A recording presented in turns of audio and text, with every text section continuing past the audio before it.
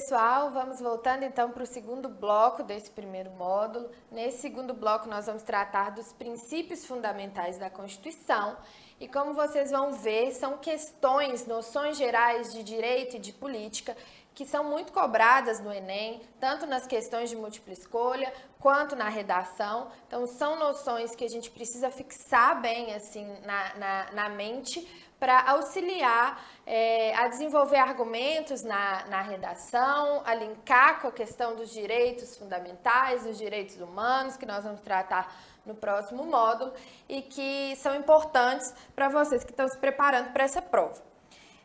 Eu trouxe aqui no bloco anterior, ainda nesse módulo, o início do artigo 1º da Constituição, onde a gente discutiu o sistema federativo, o modelo de organização republicano e a expressão Estado Democrático de Direito. Agora eu trago para vocês aí o restante do artigo 1º, ainda trabalhando no início do texto constitucional, em que são elencados os fundamentos, os princípios fundamentais do nosso Estado Democrático de Direito brasileiro.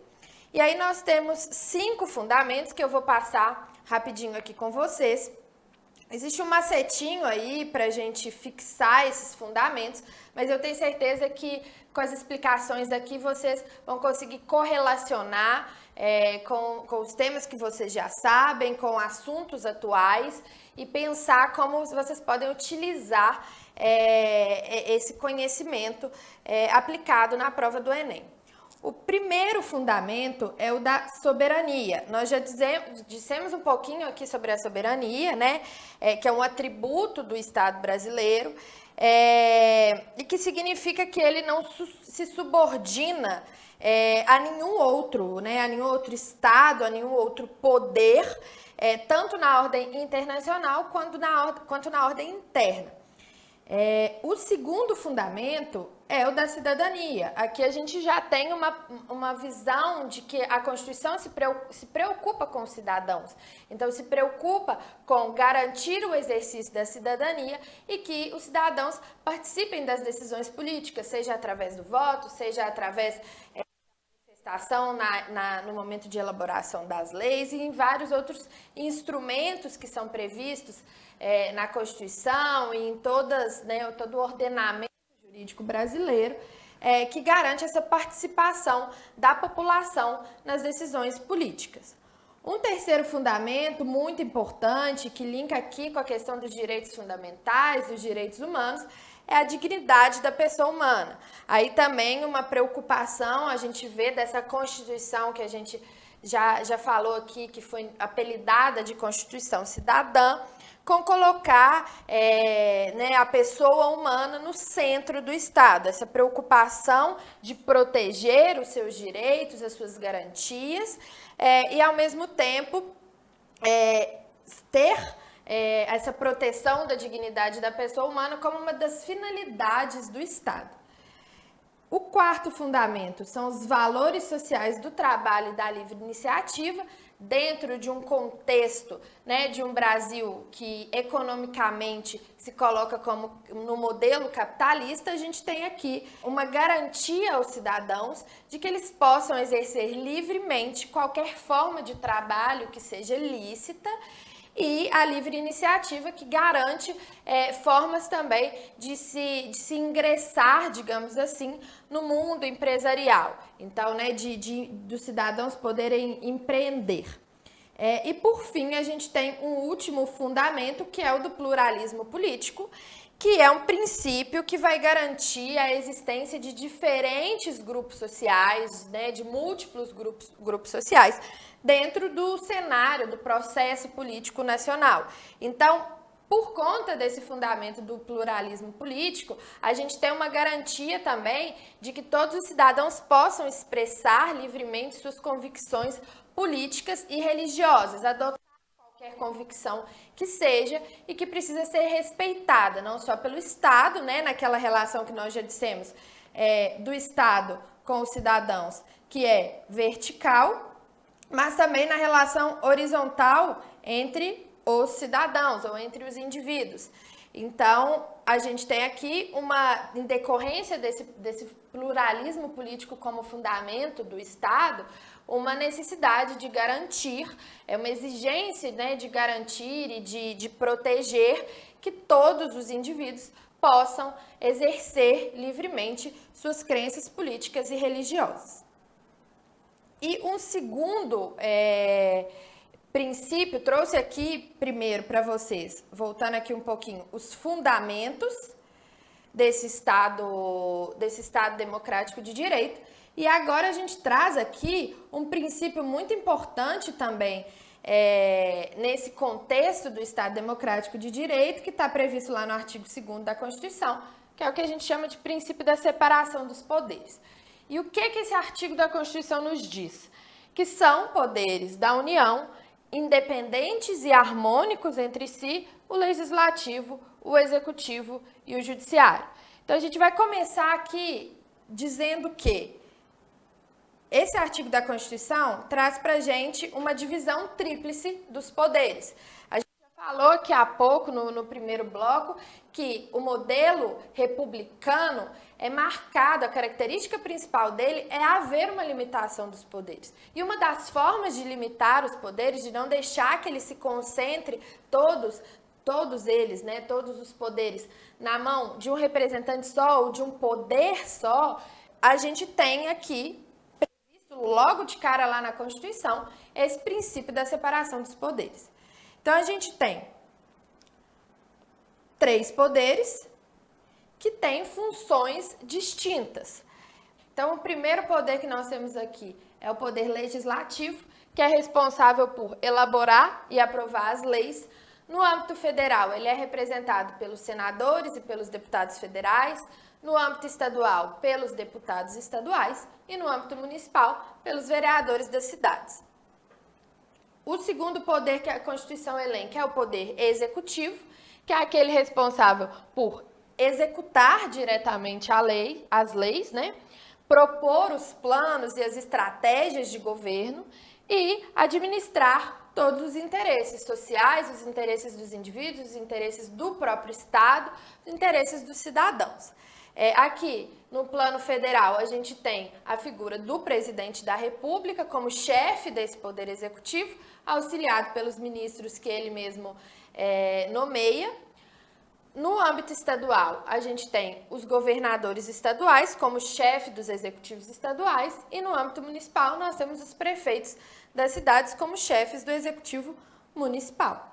E por fim, a gente tem aí, fazendo essa pirâmide, essa tríplice partição dos poderes, o poder judiciário, que é responsável por garantir a interpretação das leis que são elaboradas e aprovadas pelo Poder Legislativo e fazer o julgamento dos casos, sempre tendo em vista, né, o que está previsto nas leis que foram aprovadas pelo Legislativo.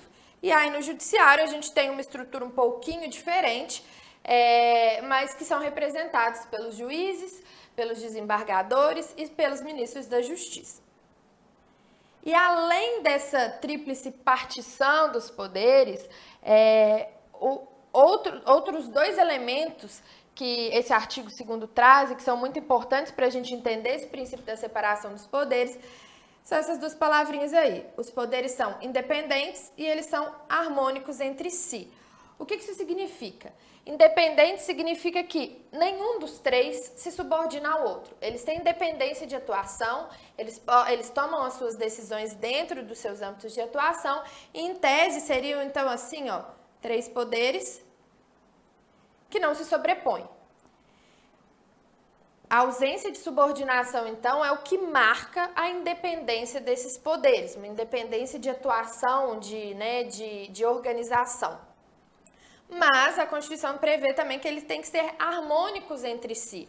Ou seja, tem que haver aí uma certa cooperação e colaboração de um com o outro para que eles tomem decisões harmônicas, sempre no mesmo sentido, sempre tendo em vista as finalidades do Estado, ou seja, proteger os cidadãos, garantir os seus direitos fundamentais, garantir os direitos humanos, garantir as prestações sociais, educação, saúde, lazer, propriedade.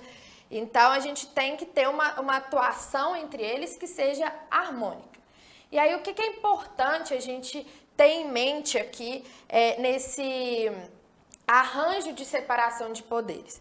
É que essa independência e essa harmonia, para elas conversarem, para elas darem certo, para elas se interligarem aí, precisa haver uma conversa entre esses três poderes e precisa haver uma forma, um arranjo em que esses três poderes se relacionam. E esse arranjo é o que a gente chama de sistemas de freios e contrapesos. O que esse sistema de freios e contrapesos quer dizer? Que essa independência dos poderes não faz com que eles tenham uma atuação isolada, voltadas para si mesmos. Afinal de contas, eles precisam garantir essa harmonia entre si. Então, existe ali uma gama de formas de atuar desses três poderes em que um exerce controle sobre o outro. E esse controle é justamente para frear e contrabalancear esses poderes e garantir que esses poderes nunca fiquem concentrados em uma estrutura só, né? Porque essa concentração acaba levando ao arbítrio. Então, a possibilidade de se ter uma atuação arbitrária, decisões arbitrárias, como acontecia, por exemplo, na época do Brasil Império, né? Antes da República, em que o imperador tomava todas as decisões ali conforme a sua cabeça, assim, sem nenhum tipo de controle. Então, embora esses poderes eles tenham uma certa independência na sua atuação, eles têm um sistema de freios e contrapesos em que um controla o outro. Um exemplo muito clássico desse sistema é aquele em que o poder judiciário, que a gente disse aqui, que tem a função de interpretar as leis e julgar os casos, em que ele faz um controle sobre as leis que são elaboradas pelo Poder Legislativo. Então, ele vai dizer ali, essa lei é constitucional, essa lei não é inconstitucional, ela é ilegal ou não, ela pode passar ou não. Então, é uma atuação em que o Poder Judiciário, de certa forma, controla o Poder Legislativo. Cada um permanece tendo sua independência, suas funções específicas, mas existe um sistema ali de freios e contrapesos que permite haver esse controle, sempre tendo em vista que aqui a gente está falando de uma separação de poderes no âmbito de um modelo de organização política republicana que visa justamente garantir que a gente não concentre todos esses poderes em um ente só ou em um representante só. Por isso que essa organização de poderes é importante, essa forma de organização partida, separada, e com a garantia da independência e da harmonia, é tão importante para não haver essa centralização dos poderes e para garantir que, nesse esquema aqui, nenhum poder se subordine a outro ou nenhum poder se sobreponha a outro. Bom, esse era o assunto que a gente tinha para esse segundo bloco. No próximo bloco, nós vamos tratar especificamente da organização do Estado. Espero vocês lá.